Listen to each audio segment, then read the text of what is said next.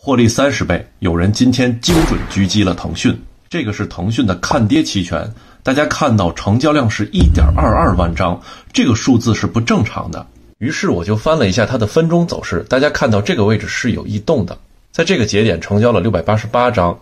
这个节点成交了1445张，后面陆续又成交了700多张和800多张，这儿还有600多张。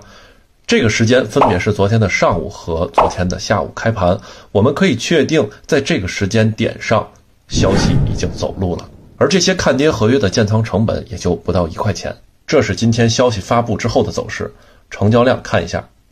，1000张1000张1000张，拉升最大的这一波成交量也仅2300张，而此时看跌合约的价格已经到了30多块钱。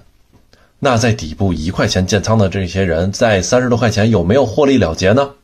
我们来看一下他的持仓，这里显示未平仓数还有2万多张，而下周一圣诞节港股是不开门的，这个周末消息可能会继续发酵，到时候这个看跌合约的价格还会大规模的上涨。为什么这么确定消息走路了呢？大家看这个成交量是 1.22 万张，这个是网易的看跌期权，